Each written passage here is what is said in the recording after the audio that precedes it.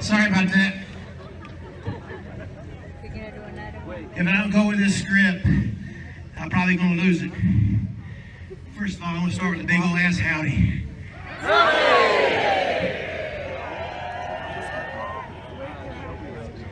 It's great to be here.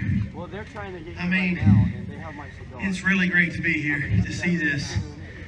You know, I want to thank the Red Pots and all these students that built this badass stack.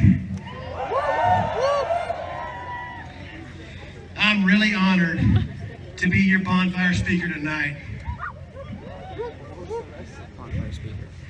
I'm pretty fired up right now, so gotta give me a chance for this old heart to slow down.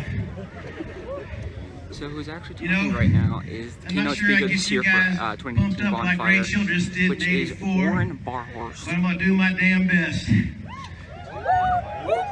You know, I'm pretty sure I remember him saying he was gonna tear some longhorn heads off and crap down their necks. Man, did he. What a game. 37-12. Aggies win. That 1984 game started an Aggie run of 5 consecutive wins over Texas in 3 Southwest Conference championships.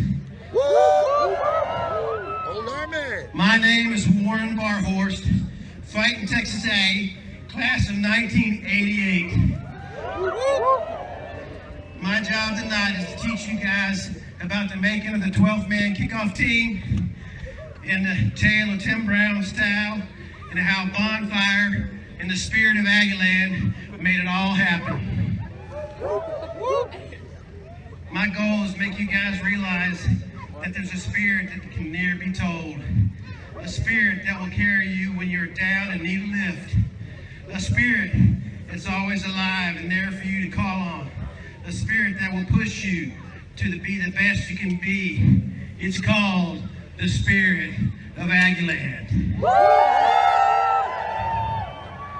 My dream to play football for the Aggies started in 1976 when I was 11 years old.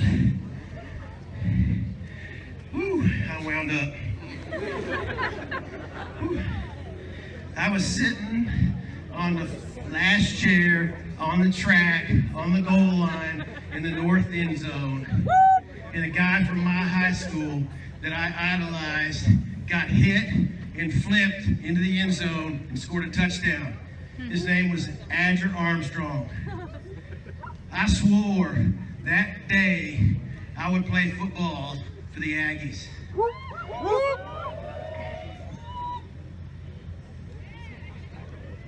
As the movie Friday Night Lights shows all too well, most high school players don't make the transition from Friday night to Saturday afternoon.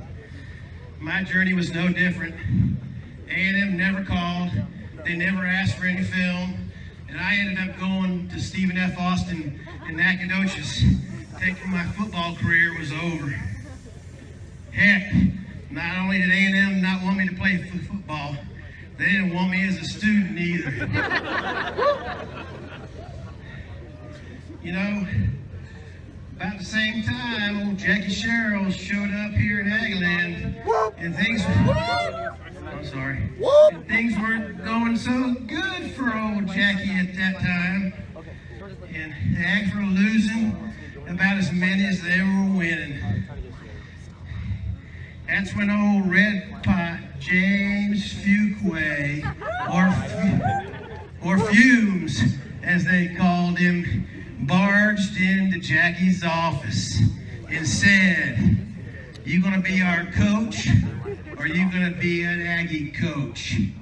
He told him, if you wanna win, you gotta become a fighting Texas Aggie.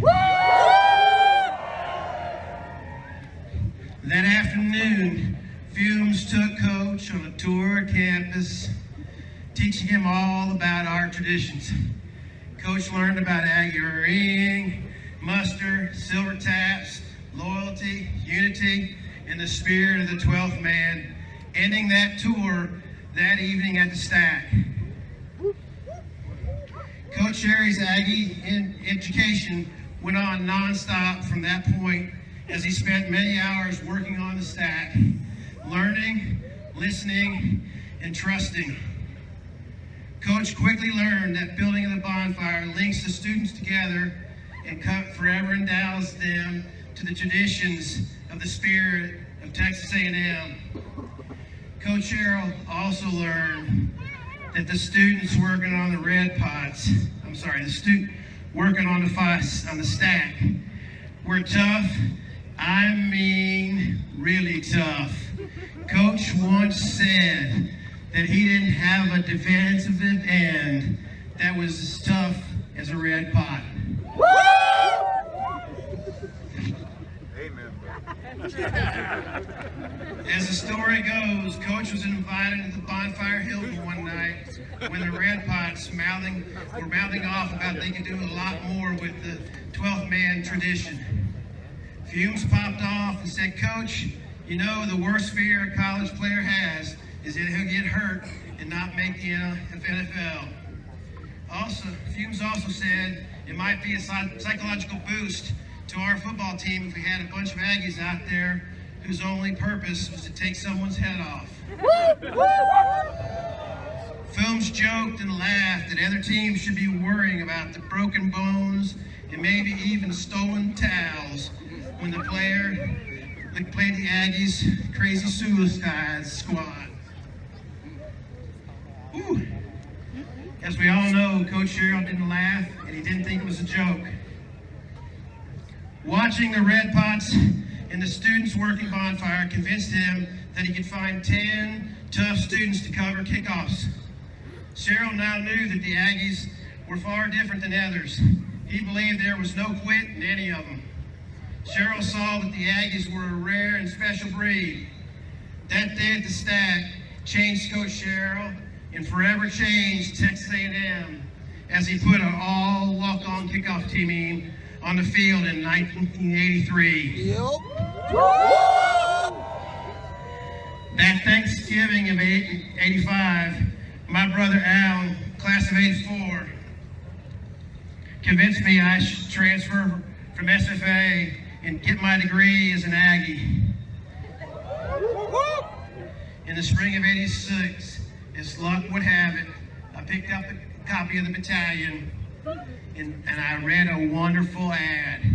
That ad read something like this: persons interested in the trying out for the 1986 12th Man Kickoff Team should show up at Kyle Field dressing room on Monday, January 30th at 5:30 p.m.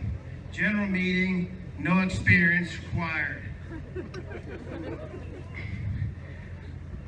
The tryouts that year, I bet there were 500 people out there. Lots of strong and fast kids, and somehow my name kept showing up on the list. This is where I first experienced what Coach Sherrill was building here in Aggieland.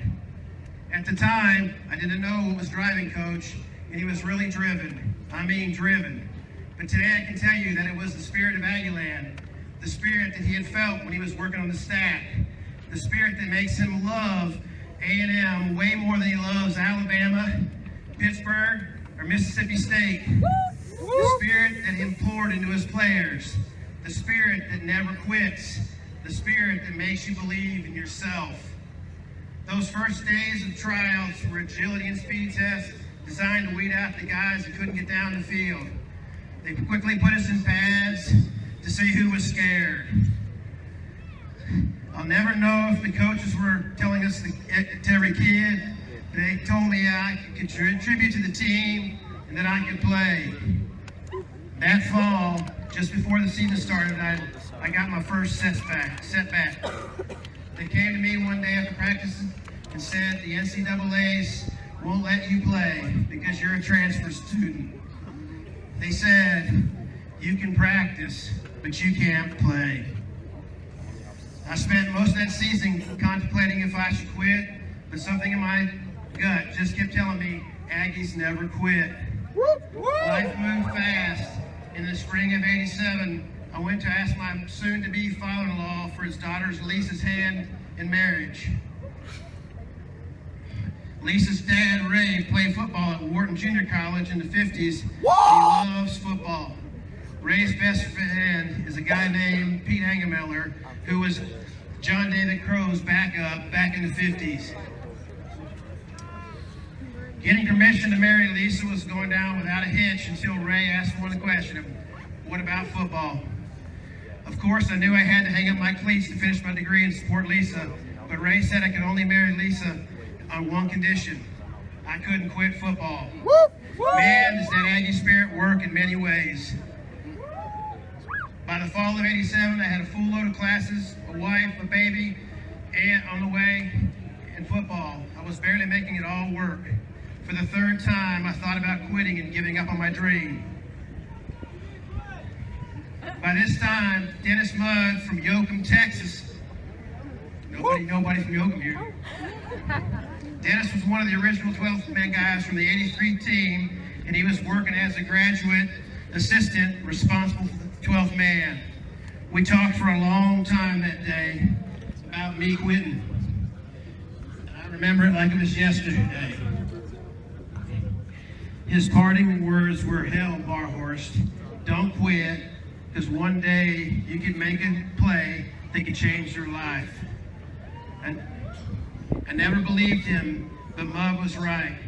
It was the '88 Cotton Bowl, and we were up against the Fighting Irish from Notre Dame, led by Heisman Trophy winner and later NFL Hall of Famer Tim Brown. Yeah, I was there. It was a home game for the Irish in Dallas. It's Tim Brown's home.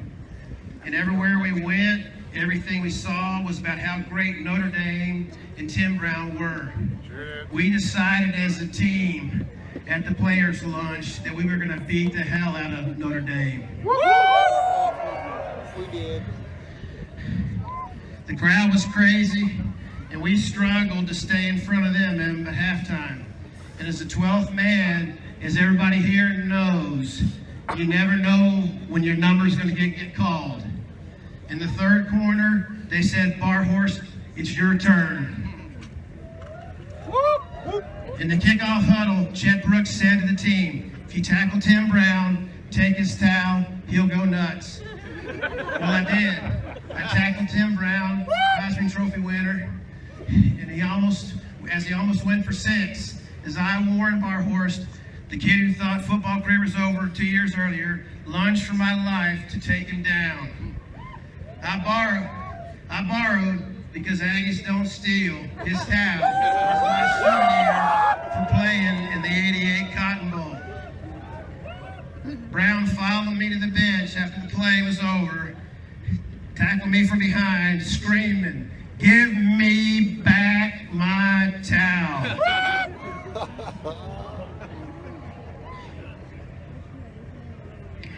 I'm sorry, y'all. My heart. Oh. Both benches cleared, and all brawl started.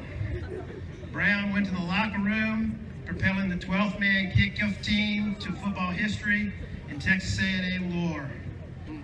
Coach Sherrill has told me many times over the years that his ultimate goal with the 12th man kickoff team was to connect the student body to the football team, to get the players to become Aggies. Every 12th man guy I know is playing for you. To this day, I truly don't care that I did not get credit for the play.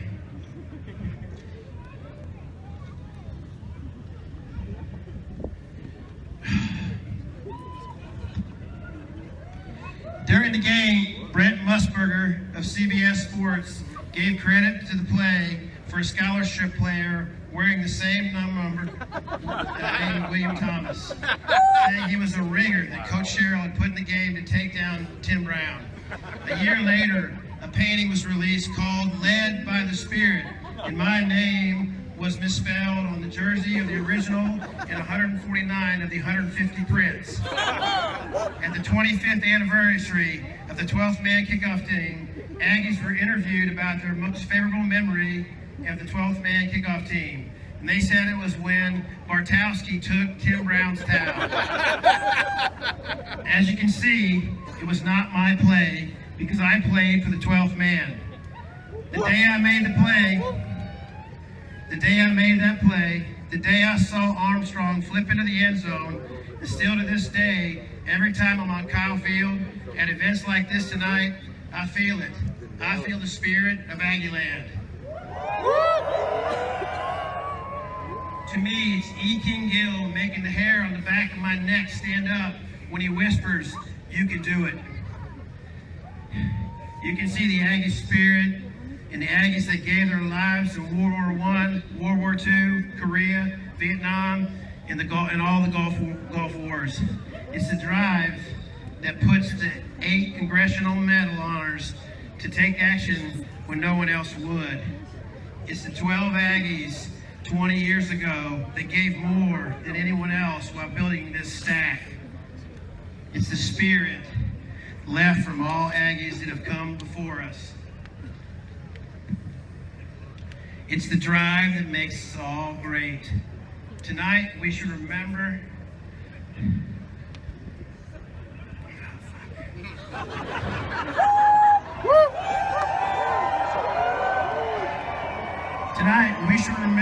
and honor our fellow Aggie brothers and sisters who gave and gone before us and on whose shoulders we stand.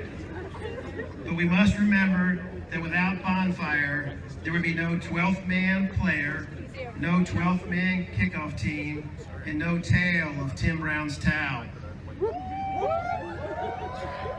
In the end, what the Red Pots taught Coach Sherrill is that if you could somehow connect the football team to the student body, he could awake the Aggie spirit, and I truly believe he did.